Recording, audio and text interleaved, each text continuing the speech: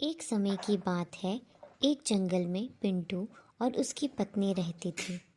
पिंटू बहुत ही मेहनती और साफ दिल का था, तो वहीं दूसरी ओर उसकी पत्नी बहुत ही चालाक और लालची थी। एक दिन पिंटू भोजन की तलाश में जंगल की तरफ जाता है और वहाँ से कुछ फल इकट्ठे करके लाता है। जैसे ही वह थोड़ी दूर पहुँचता है, उसे किसी की पुकारने की आवाज़ आती है। कोई है क्या? कोई मेरी मदद करो। ये सुनते ही पिंटू उस आवाज़ की तरफ चला जाता है।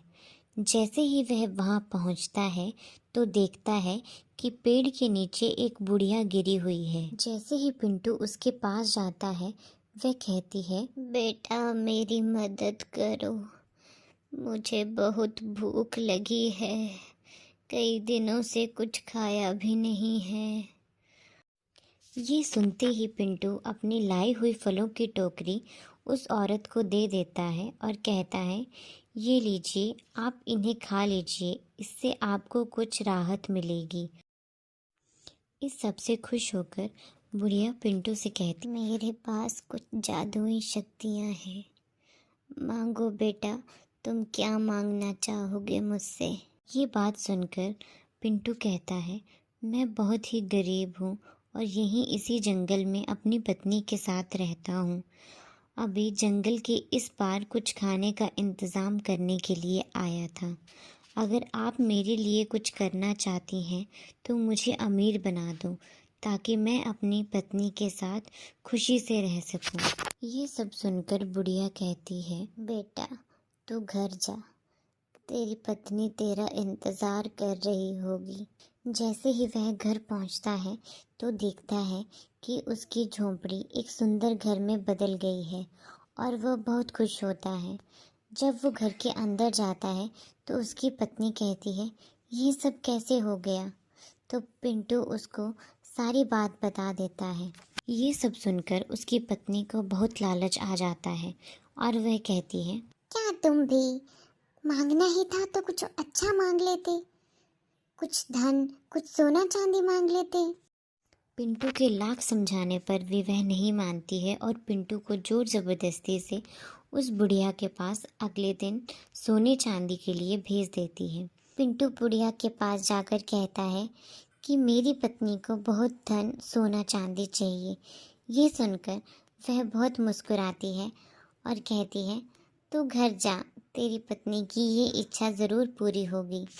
जैसे ही वह घर पहुंचता है तो देखता है कि उसकी पत्नी बहुत ही खुश होती है और उसके पास बहुत सा धन और सोना चांदी होता है।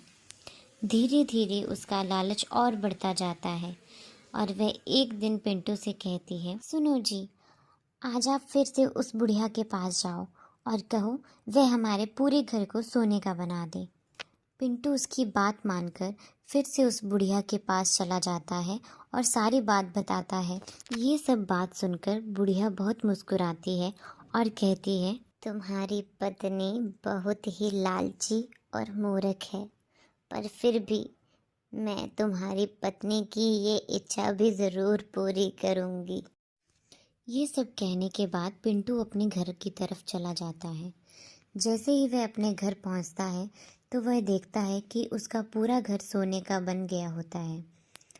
जैसे ही वह घर के अंदर कदम रखता है, घर की हर चीज़ सोने की बनी हुई होती है। पर जैसे ही वह थोड़ी आगे जाता है तो देखता है कि उसकी पत्नी भी सोने की मूरत बन गई है। ये सब देखकर उसके पाँव के नीचे की ज़मीन खिसक जाती है। ये सब देखकर पिंटू को बहुत दुख होता है और वह खुद को कोसता हुआ उस बुढ़िया के पास वापस चला जाता है और कहता है, मुझे माफ़ कर दो, मुझसे बहुत बड़ी भूल हो गई है। मैंने अपनी पत्नी की बातों में आकर के सबका लालच किया। आप मुझे माफ़ कर दो और मेरी पत्नी को फिर से इंसान बना दो। ये सब सुनकर बुढ़िया उसे माफ़ कर देती है और कहती है, कभी भी किसी चीज़ का लालच नहीं करना चाहिए। ये कहकर वह उसे माफ़ कर देती है और कहती है, आइंदा से कभी भी ऐसा मत करना। अब तुम घर जाओ और आराम से अपनी पत्नी के साथ रहो।